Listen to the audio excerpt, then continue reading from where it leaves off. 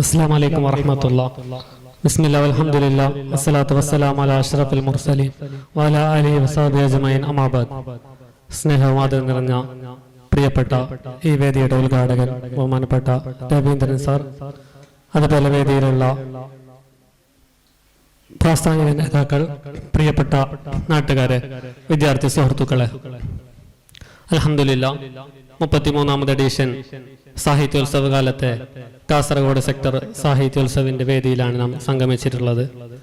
നേരത്തെ ഉദ്ഘാടന പ്രഭാഷണത്തിൽ സാഹിത്യോത്സവിനെ കുറിച്ചും സാഹിത്യോത്സവിന്റെ ദൗത്യത്തെക്കുറിച്ചും വളരെ വിശാലമായി തന്നെ രവീന്ദ്രൻ സാർ സൂചിപ്പിച്ചിട്ടുണ്ട്. സാഹിത്യോത്സവവുമായി ബന്ധപ്പെട്ട് ചുരുക്കം വാക്കുകൾ മാത്രം സംസാരിച്ച് ഞാൻ എൻ്റെ വാക്കുകൾ അവസാനിപ്പിക്കാം. കേവലം ഭാഷ എന്നുള്ളത് മനുഷ്യന് സംസാരിക്കാൻ മാത്രം ഉള്ളതാണ് എന്നത് ശരിയല്ല. മറിച്ച് സംസാരിക്കാൻ കഴിയാത്ത ആളുകളും സംസാരിക്കുന്നുണ്ട്. അതൊരു പക്ഷേ ആംഗ്യ ഭാഷയിലായിരിക്കാം, അതല്ലെങ്കിൽ നമുക്ക് ചുറ്റുമുള്ള ജീവജാലകൾ, പക്ഷികളും മൃഗങ്ങളും സംസാരിക്കുന്നുണ്ട്. അതൊരു പക്ഷേ അവരുടേതായ ഭാഷയിലായിരിക്കാം. കേവലം ഭാഷ എന്നുള്ളത് അക്ഷരങ്ങൾ ചേർത്ത് വെച്ച് സംസാരിക്കുന്നത് മാത്രമല്ല എന്നാണ് ഞാൻ സൂചിപ്പിച്ചത്. നമുക്കറിയാം, ഭാഷയിലൂടെ കൈമാറ്റം ചെയ്യപ്പെടുന്ന സംസ്കാരങ്ങൾ, വേഷങ്ങൾ, ഭക്ഷണശൈലികൾ, ഇതൊക്കെ തന്നെ ഓരോ നാടിനെയും അതിന്റെ വ്യത്യസ്തമായ വൈവിധ്യങ്ങളിലേക്ക് നയിക്കും എന്നുള്ളത് സ്വാഭാവികമാണ്. കാസർഗോഡിനെ സംബന്ധിച്ചിടത്തോളം 7 പ്രധാന ഭാഷകൾ സംസാരിക്കുന്ന ഒരു ജില്ലയാണ്. അതോടൊപ്പം തന്നെ ലിപിയുള്ളതും ലിപിയില്ലാത്തതുമായ മറ്റനേകം ഭാഷകൾ നമ്മുടെ ജില്ലക്കകത്ത് സംസാരിക്കുന്നുണ്ട് എന്നത് നാം തിരിച്ചറിയേണ്ടതുണ്ട്. പ്രിയപ്പെട്ട കൂട്ടുകാരെ, ഭാഷ നമുക്ക് പ്രതിരോധത്തിന് ഉപയോഗിക്കാൻ മാത്രം ഉള്ളതല്ല, മറിച്ച് നമ്മെ ആക്രമിക്കാൻ വരുന്ന ആയുധധാരികൾക്ക് മുമ്പിൽ കനമുള്ള ഒരു വാക്ക് കൊണ്ട് നമുക്കതിനെ പ്രതിരോധിക്കാൻ കഴിയും എന്നുള്ളത് യാഥാർത്ഥ്യമാണ്. പ്രിയപ്പെട്ട കൂട്ടുകാരെ, സാഹിത്യോത്സവിന്റെ വേദികൾ ഒരുപാട് വിദ്യാർത്ഥികൾക്ക് അവരുടെ കഴിവുകൾ പരിപോഷിപ്പിച്ചെടുക്കാനുള്ള അവസരങ്ങളാണ്. കഴിഞ്ഞ കുറച്ച് ദിവസങ്ങളോ ആഴ്ചകളായി നാം സംസാരിച്ചു കൊണ്ടിരിക്കുന്നത് ഇന്ത്യയിൽ പുതിയതായി രൂപപ്പെട്ട കോക്രോച്ച് ജനതാ പാർട്ടിയെ കുറിച്ചാണ് എന്നത് നമുക്കെല്ലാവർക്കും അറിയാം. എന്നാൽ ഞാൻ പറയാൻ ആഗ്രഹിക്കുന്നത് 1920കളിൽ കേരളത്തിന്റെ സംസ്കാരങ്ങളിൽ ഇവിടുത്തെ ഇസ്ലാമിക ജീവിതങ്ങൾ വളരെ മനോഹരമായി പോയിക്കൊണ്ടിരിക്കുന്ന ഒരു കാലത്താണ് ഐക്യസംഘം രൂപപ്പെട്ടത്.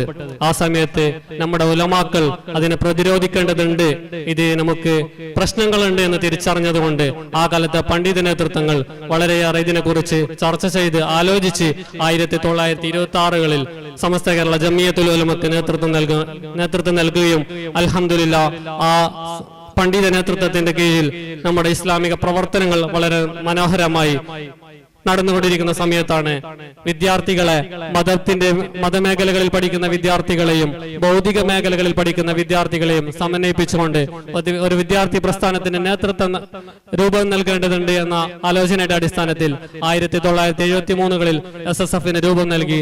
അൽഹംദുലില്ലാഹ് കഴിഞ്ഞ 5 പതിറ്റാണ്ടുകൾ പിന്നിട്ടപ്പോൾ ഈ വിദ്യാർത്ഥി പ്രസ്ഥാനത്തിന് ഈ സമൂഹത്തിനിടയിൽ എന്തൊക്കെ ചെയ്തു തീർക്കാൻ കഴിഞ്ഞിട്ടുണ്ട് എന്ന് നമുക്ക് കഴിഞ്ഞ കാലങ്ങളിലെ പ്രവർത്തനങ്ങളെ പരിശോധിച്ചാൽ തിരിച്ചറിയാൻ കഴിയും. അൽഹംദുലില്ലാഹ് പ്രസ്ഥാനത്തിന്റെ നേതൃത്വത്തിൽ കഴിഞ്ഞ 33 വർഷങ്ങൾക്ക് മുമ്പ് ആരംഭിച്ച പദ്ധതിയാണ് സാഹിത്യോത്സവ് എന്നുള്ളത്. ഇന്ന് സാഹിത്യോത്സവ് എവിടെ എത്തിയെന്ന് ചോദിച്ചാൽ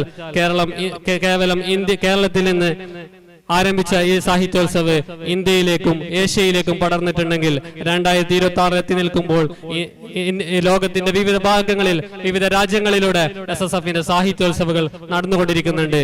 നമുക്കറിയാം, കഴിഞ്ഞ കാലങ്ങളിൽ ഉത്തരേന്ത്യൻ ഗ്രാമങ്ങളിലൂടെ കേവലം വെടിയച്ചുകളും അതല്ലെങ്കിൽ യുദ്ധ അന്തരീക്ഷങ്ങളും പട്ടിണികളും ദാരിദ്ര്യവും മാത്രം കേട്ടുകൊണ്ടിരുന്ന, അനുഭവിച്ചുകൊണ്ടിരുന്ന വിദ്യാർത്ഥികളിലൂടെ ഇന്ന് സാഹിത്യോത്സവിന്റെ വളരെ മനോഹരമായ വേദികൾ, പുഞ്ചിരിക്കുന്ന മുഖങ്ങൾ നമുക്ക് കാണാൻ കഴിയുന്നുണ്ട് എന്നുള്ളത് യാഥാർത്ഥ്യമാണ്. പ്രിയപ്പെട്ട കൂട്ടുകാരെ, SSF കേവലം സാഹിത്യോത്സവം മാത്രം നടത്തി അവസാനിപ്പിക്കുകയല്ല. SSFന്റെ നേതൃത്വത്തിൽ വിദ്യാർത്ഥികൾക്ക് വേണ്ടിയുള്ള അവരുടെ കരിയർ സെറ്റ് ചെയ്യുന്നതിന് വേണ്ടി wisdom education foundation of India എന്ന നമ്മുടെ പ്രസ്ഥാനത്തിന്റെ നേതൃത്വത്തിലുള്ള സമിതിക്ക് കീഴിൽ വിദ്യാർത്ഥികൾക്ക് ആവശ്യമായ അവരുടെ പഠനവുമായി ബന്ധപ്പെട്ട എല്ലാ കാര്യങ്ങളും സംവിധാനം ചെയ്തുകൊണ്ടിരിക്കുന്നുണ്ട്. ഇന്ന് പുതിയ കാലത്തെ വിദ്യാർത്ഥികൾ കേവലം മയക്കുമരുന്നിനും അല്ലെങ്കിൽ മൊബൈലിന് അടിമപ്പെട്ടുകൊണ്ടിരിക്കുന്നു എന്ന് പറയുന്ന കാലത്ത് യുവാക്കളായ പ്രിയപ്പെട്ട ഹയർ സെക്കൻഡറിയിൽ പഠിക്കുന്ന വിദ്യാർത്ഥികളെ അവരുടെ പ്രവർത്തനങ്ങൾ ശക്തിപ്പെടുത്തുന്നതിന് വേണ്ടി ഹയർ സെക്കൻഡറി സമിതി SSF-നുണ്ട്. പ്രിയപ്പെട്ട കൂട്ടുകാരെ, SSF ഹയർ സെക്കൻഡറിയിൽ കൊണ്ട് അവസാനിക്കുന്നില്ല. ക്യാമ്പസിൽ പഠിക്കുന്ന വിദ്യാർത്ഥികൾ, ഇന്നത്തെ ക്യാമ്പസുകളെ കുറിച്ച് നാം കൂടുതൽ ചർച്ച ചെയ്യേണ്ടതില്ല, നമുക്ക് പത്രമാധ്യമങ്ങളിലൂടെ കാണാവുന്നതാണ്. ആ ക്യാമ്പസുകളിലെ വിദ്യാർത്ഥികളെ നന്മയുടെ പക്ഷത്ത് ചേർത്ത് നിൽക്കുന്നതിന് വേണ്ടി SSF-ന് ക്യാമ്പസ് യൂണിറ്റുകളുണ്ട്. പ്രിയപ്പെട്ട മുതാലിമീങ്ങൾ, ദഅ്വ മേഖലയിൽ പഠിക്കുന്ന വിദ്യാർത്ഥികളെ ചേർത്ത് നിർത്തുന്നതിന് വേണ്ടി നമുക്ക് ദഅ്വ സമിതികളുണ്ട്. അങ്ങനെ ഒരു വിദ്യാർത്ഥിക്ക് വേണ്ടുന്ന എല്ലാ മേഖലകളിലും SSF ഇന്ന് ഇടപെട്ടുകൊണ്ടിരിക്കുകയാണ്. പ്രിയപ്പെട്ട കൂട്ടുകാരെ, ഇന്നത്തെ ഈ ദിവസം ഇവിടെ കാസർഗോഡ് സെക്ടറിന്റെ സാഹിത്യോത്സവം നടക്കുകയാണെങ്കിൽ ഇൻഷാ അല്ലാഹ് വരും ദിവസങ്ങളിൽ ഡിവിഷനും ജില്ലയും സംസ്ഥാനവും ദേശീയ സാഹിത്യോത്സവം ഉൾപ്പെടെ നടക്കുമ്പോൾ നമ്മുടെ ഈ വേദിയിൽ മത്സരിച്ച വിദ്യാർത്ഥികൾ ഇവിടെ നിന്ന് വിജയിച്ചുകൊണ്ട് അവരുടെ കഴിവുകൾ തെളിയിച്ചുകൊണ്ട് വീണ്ടും അവരുടെ എഴുത്തിനും വരക്കും പാട്ടിനും പ്രസംഗത്തിനും മൂർച്ച കൂട്ടിക്കൊണ്ട് ദേശീയ സാഹിത്യോത്സവം നടക്കുമ്പോൾ നമ്മുടെ നാട്ടിലെ പ്രതിഭകൾ അവിടെ മത്സരിക്കാനുണ്ടാവട്ടെ എന്ന് മാത്രം ആശംസിച്ചുകൊണ്ട് എന്റെ വാക്കുകൾ ഉപസംഹരിക്കുന്നു. വാഹിർ ദഅ്വാനാ അൽഹംദുലില്ലാഹി റബ്ബിൽ ആലമീൻ. അസ്സലാമു അലൈക്കും വറഹ്മത്തുള്ളാഹി.